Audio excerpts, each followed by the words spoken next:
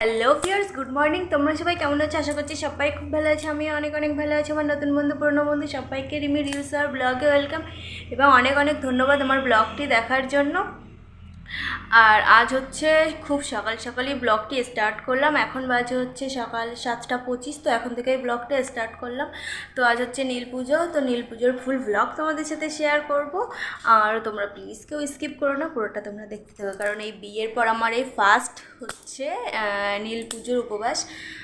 তো যাই হোক, তো কী করি না করি পুরোটা আজকে তোমাদের সাথে শেয়ার করব নীল পুজোয়। আর এখন হচ্ছে স্নান টান করে নীল পুজোর জন্য রেডি হতে হবে। তো চলো স্নান টান করে তারপর একেবারে রেডি হয়ে তোমাদের সাথে দেখা হচ্ছে।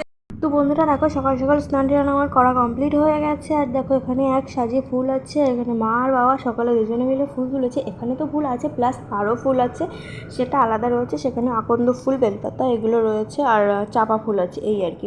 তো দেখো এই যে জবাটা দেখতে পাচ্ছ, লাল পুরো মানে কাগজের ফুলের মতো দারুণ ফুল। আমার তো খুবই পছন্দ এই ফুলগুলো, মানে দেখলে কেউ বলবে না যে অরিজিনাল ফুল। তারপরে দেখো এখানে কিছু নীলকণ্ঠ ফুল ছিল। যাই হোক, তোমাদেরকে ফুল দেখাতে দেখাতে আমি পুজোটা করেই নিলাম। প্রতিদিন বাড়িতে যে পুজোটা হয়, তো পুজোটা দিয়ে নিলাম। তো তোমরা ভগবানকে দর্শন করো আর ভোগ দর্শন করো। আর পুজো তো দেওয়া হয়ে গেছে, সাথে বাড়ির দেখো একটা শিব ঠাকুরের মূর্তি ছিল, তো সেই শিব ঠাকুরকেও স্নান করানো কমপ্লিট, কারণ আজকে নীল যেহেতু, ওর জন্য আজকে সকাল সকাল স্নান করে পুজো টুজো দেওয়া কমপ্লিট হয়ে গেছে। তো যাই হোক, এবার দেখো পুজো দেওয়ার পর রেডি হয়ে গেছি মন্দিরে যাওয়ার জন্য। তো মন্দিরে যাব বলে বেরোচ্ছি। আর এদিকে মানে আর একটা শিব ঠাকুর নিয়ে আসছে সন্ন্যাসীরা, তো এর জন্য লেট হয়ে যাচ্ছে। তো আসলো না ওরা, একটু দেরি করে আসবে বললো। তো যাই হোক, মন্দিরে পুজো দিয়ে আসবো বলে রেডি করছিলাম সব কিছু। আর এই যে এখানে যে প্লেটটা দেখছো না, এটা হচ্ছে পুষ্পপাত্র আই থিঙ্ক বলে। তো মন্দিরে নিয়ে যাওয়ার জন্য রেডি করে রেখেছি, ফল ফুল মালা সব কিছু দিয়ে। তো তোমাদের সাথে বলতে বলতে দেখো বেরিয়েও পড়লাম আমি, মা। মানে আর কি পরিমাণে রৌদ্র ছিল চারিপাশটা, সে কি বলবো। আর ভীষণ পরিমাণে রৌদ্র ছিল। তো যাই হোক, রৌদ্রের মাঝখান দিয়ে গেলাম। তো দেখো মন্দিরে পৌঁছেও গেলাম। এখানে দেখো মা তারা আছে, মহাদেব আছে। তো এবার জল ঢেলে নেবো। তো ফার্স্ট আমি জল ঢেলে নিলাম, তারপর দেখো মা জল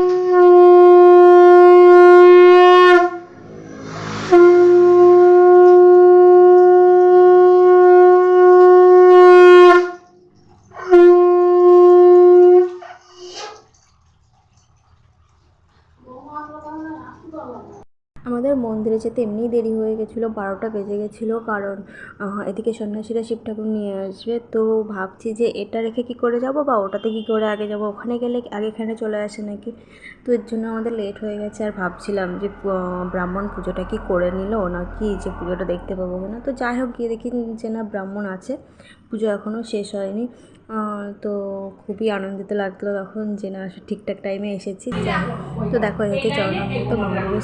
এবার তোমরা মহাদেবের মহাদেবকে দর্শন করো ভালো। তো দেখো আজ মহাদেবের অবস্থা, তো একদিনই তো মহাদেবকে সবাই জল ঢালবে, আর এই মাসটাই সবাই জল ঢালে। তো জল টল ঢালা আমাদের কমপ্লিট হয়ে গেলো। আর এত পরিমাণে রৌদ্র, তাকাতে পর্যন্ত পাচ্ছিলাম না। তো কোনোদিনও মাথায় ঘোমটা দিই না, তো আজকে মাথায় ঘোমটা দিয়ে বাড়ি আসতে হলো, মানে এত রৌদ্র আর গরম। বাড়িতে চলে এসেছি। তো দেখো এই যে বাড়ির চারপাশটা, আর এই যে দেখো আমি বেশ শ্বশুরবাড়িতে এসে বেশ ইউনিক ইউনিক জিনিস দেখছি। দেখো কি দারুণ একটা কালারের ফুল, আর অনেক ফুটেওছে, মানে স্টিক টাইপের অনেক ফুটেছে। তো দেখো ওই যে সন্ন্যাসীরা আসছে শিব নিয়ে।